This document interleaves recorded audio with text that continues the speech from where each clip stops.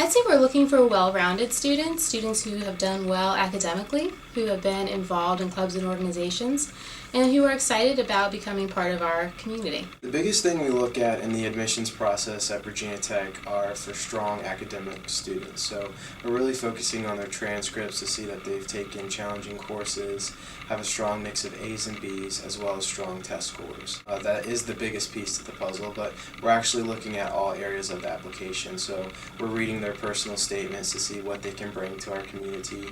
We're looking at all of the activities that they're a part of outside of the classroom. We are looking at it within a holistic review, so we're wanting to see what in every aspect of their identity can they contribute to our community. One of the things that we tend to look for is someone who is very passionate and very driven, someone who isn't afraid to work hard, and someone who really genuinely wants to make the world a better place. Well, college isn't for everybody. My advice would be to try a community college first to see if they're going to like the kind of routine that they have to go through. A lot of opportunities are available in community colleges, and that's a good stepping stone to go on to a bigger four-year institution. I think parents got to be there every day for the children when they come home from school to make sure that they're studying, checking their grades. If they got something wrong, I made my children correct those things that they got wrong.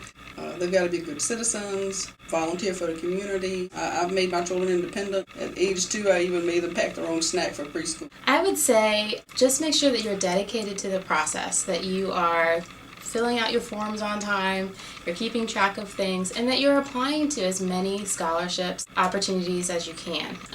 A lot of times students think that there isn't money out there, but there's money out there for all sorts of things. Institutions sometimes have smaller scholarships that you can apply for. We actually don't have those smaller things. Everything that we have is not a separate application process, but there are a lot of institutions that will have smaller ones that you can apply for. So just be knowledgeable about what's out there, and I think of course, the best piece of advice I can give is to make sure that you're paying attention to the deadlines. The financial aid process can be a little bit daunting.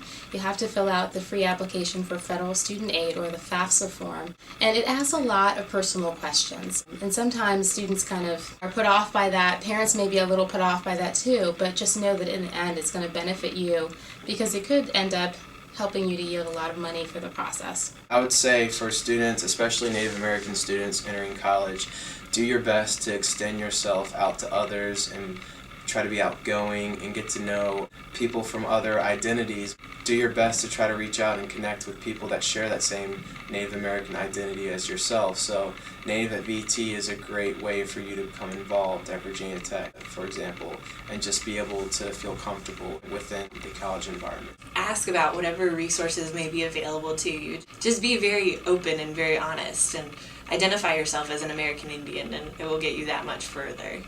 I would just say keep trying, don't give up, keep insisting that you talk to someone about what you want in your selection of a college, and never back down. My advice would vary depending on where they've come from. Come from Richmond, New York City, I think just prepare to meet new and different people.